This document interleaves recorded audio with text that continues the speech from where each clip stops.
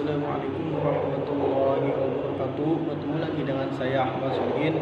Pada kesempatan kali ini saya akan membahas tentang kedudukan dan fungsi bahasa Indonesia, penting tidaknya bahasa Indonesia, dan ragam tulis dan lisan. Baiklah, adapun yang pertama yaitu pemahaman terhadap kedudukan dan fungsi bahasa Indonesia dapat menjadi dasar menumbuhkan jiwa nasionalisme kaum muda dan pelajar. Dalam hal ini, bahasa Indonesia mempunyai dua kedudukan, yaitu sebagai bahasa nasional dan sebagai bahasa negara. Dalam kedudukannya, sebagai bahasa nasional, bahasa berfungsi sebagai lambang kebanggaan kebangsaan, identitas nasional, alat perhubungan antar warga, antar daerah dan antar budaya, dan alat pemersatu suku, budaya, dan bahasa di Nusantara. Sedangkan dalam kedudukannya sebagai bahasa negara, bahasa Indonesia berfungsi sebagai berfungsi sebagai bahasa resmi kenegaraan, bahasa pengantar pendidikan, alat pertumbuhan tingkah nasional, dan alat pengembangan kebudayaan, ilmu pengetahuan dan juga teknologi. Mengingat pentingnya kedudukan dan fungsi bahasa Indonesia, penulis mengajak kaum muda dan pelajar untuk menjaga dan terus mengembangkan agar bahasa Indonesia terus bertahan dan berkembang dalam masa yang akan datang. Adapun yang kedua yaitu penting atau tidaknya bahasa Indonesia. Sebuah bahasa penting atau tidak penting dapat dilihat dari tiga kriteria, yaitu yang pertama jumlah penutur, yang kedua luas daerah penyebarannya, dan yang ketiga terpakainya bahasa itu dalam sarana ilmu, sastra, dan budaya. Adapun dipandang dari jumlah penutur, ada dua bahasa di Indonesia, yaitu bahasa Indonesia dan bahasa daerah. Bahasa Indonesia sendiri lahir sebagai bahasa kedua bagi sebagian bahasa warga bangsa Indonesia. Yang pertama kali muncul atas diri seorang adalah bahasa daerah.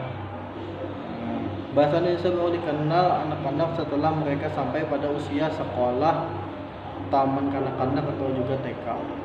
Berdasarkan keterangan di atas, penutur bahasa Indonesia sebagai bahasa ibu tidak besar jumlahnya. Kalau kita memandang bahasa Indonesia sebagai bahasa ibu, bahasa Indonesia itu tidak penting, akan tetapi pandangan kita tidak tertuju pada masalah bahasa ibu. Jumlah penutur dan luas penyebarannya pemakaian suatu bahasa sebagai sarana ibu. Kalau kita mencoba memandang bahasa daerah seperti bahasa Kerinci, kita dapat menyusuri seberapa jauh bahasa itu dapat dipakai sebagai sarana ilmu, budaya, dan sastra. Tentang susastra, bahasa Kerinci kaya dengan macam dan jenis susastranya, walaupun hanya dalam susastra lisan. Susastra Kerinci dapat memasyarakat ke segenap pelosok daerah Kerinci. Dengan demikian, bahasa Kerinci telah dipakai sebagai sarana dalam kesustra. Tentang budaya, dan bahasa Kerinci telah dipakai pula walaupun hanya dalam komunikasi, bertutur adat, bernyanyi, menari, berpantun, dan sebagainya. Tentang ilmu pengetahuan, bahasa Kerinci belum mampu memecahkannya. Jika hendak menulis surat, orang-orang Kerinci memakai bahasa Indonesia, bukan bahasa Kerinci. Hal ini membuktikan bahwa bahasa Kerinci belum mampu menjalankan fungsi sebagai sarana ilmu. Ketiga hal di atas, sarana ilmu pengetahuan, budaya, dan susastra, telah dijalankan oleh bahasa Indonesia dengan sangat sempurna dan baik. Hal ini membuktikan bahwa bahasa Indonesia adalah bahasa yang penting. Adapun ragam lisan dan ragam tulis, adanya bermacam-macam. Ragam bahasa ini sesuai dengan fungsi, kedudukan, serta lingkungan yang berbeda-beda. Ragam bahasa ini pada pokoknya dapat dibagi dalam dua bagian, yaitu ragam lisan dan ragam tulis. Tidak dapat kita mungkiri bahasa Indonesia ragam lisan mengatakan bahwa ragam lisan sangat berbeda dengan bahasa Indonesia ragam tulis. Ada pendapat yang mengatakan bahwa ragam tulis adalah pengalih ragam lisan ke dalam ragam tulis atau huruf.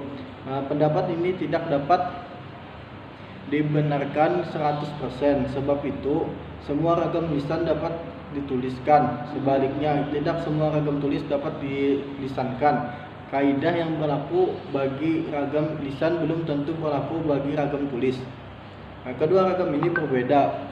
Perbedaannya yaitu ragam lisan menghendaki adanya orang kedua, teman berbicara yang berada di depan pembicara. Sedangkan ragam tulis tidak harus ada teman bicara berada di depan.